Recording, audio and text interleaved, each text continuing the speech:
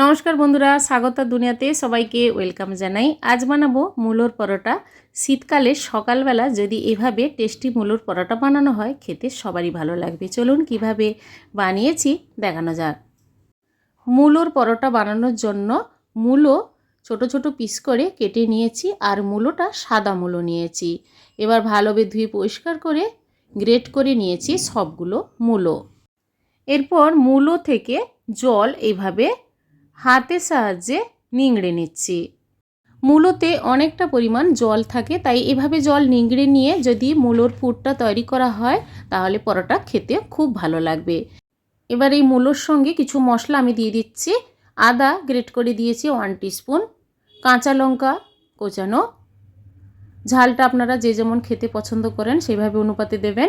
Chilli flakes দিয়েছি 1 teaspoon, সামান্য পরিমাণ হলুদ গুঁড়ো, আর দেব গোটা জিরে 1 টিস্পুন, আর জিরে গুঁড়ো 1 টিস্পুন, ধনে গুঁড়ো 1 টিস্পুন, আর 1 টিস্পুনের মতো জোয়ান হাতে তালুতে এভাবে রেখে হাতের মধ্যে ঘষে দিয়ে দিলাম, তাহলে টেস্টটা ভালো হয় জোয়ানে।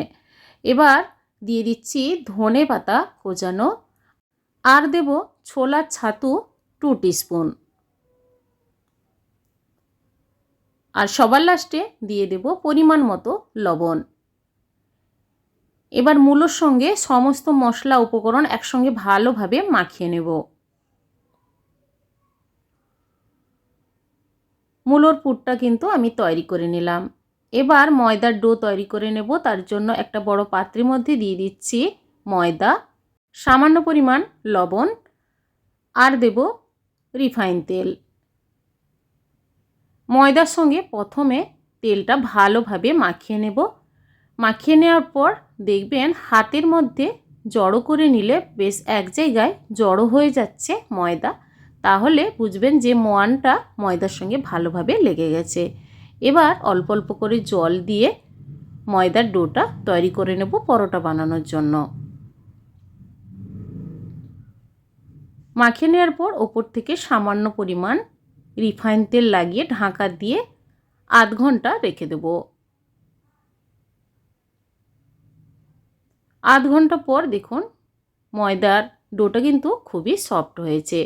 এবার এই ময়দার ডো থেকে ছোট ছোট করে লেচি করে নেব। এবার হাতের সাহায্যে এভাবে গোল করে নিচ্ছি, তারপর খোলের মতো করে নেব। এভাবে খোলের মতো করে নিলে ভেতরে পুরটা ভরে দিতে সুবিধে হবে। তারপর মূলোর পুর দিয়ে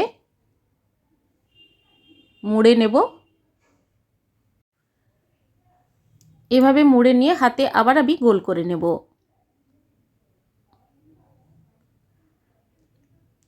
তারপর ময়দার গুঁড়ি দিয়ে বেলে নেব।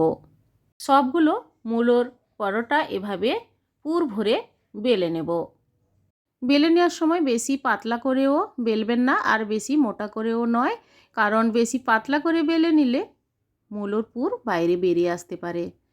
সবগুলো বেলে নেওয়ার পর গ্যাস অন করে ভাজতে দিয়ে দিলাম পরোটা। এক পিঠ হয়ে গেলে আরেক পিঠ আস্তে করে উল্টে ভেজে নেওয়ার পর ওপর থেকে সামান্য পরিমাণ রিফাইন তেল দিয়ে উল্টে পাল্টে ভেজে নেব সবগুলো মূলোর পরোটা। আর এইভাবে আস্তে আস্তে করে সবগুলো পরোটা ভাজলে বেশ ফোলা ফোলা হবে আর খুবই সফট হবে পরোটা। এইভাবে মূলোর পরোটা বন্ধুরা বাড়িতে একবার বানিয়ে ট্রাই করে দেখতে পারেন, খুবই ভালো লাগবে খেতে। বাকি বেলে নেওয়া পরোটাগুলো এভাবে আমি ভেজে সার্ভ করে নিচ্ছি। এই পরোটা দই কিংবা আচার কিংবা যে কোনো তরকারি দিয়ে খেতে পারেন পরোটা। আজকের এই মূলোর পরোটা রেসিপি আপনাদের কেমন লেগেছে কমেন্ট করে অবশ্যই জানাবেন বন্ধুরা।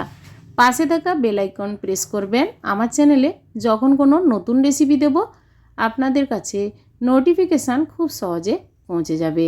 আজ এ পর্যন্ত, আবার কোনো নতুন রেসিপি নিয়ে যে কোনো সময় আপনাদের সামনে হাজির হয়ে যাব। সবাই ভালো থাকুন, সুস্থ থাকুন, ধন্যবাদ।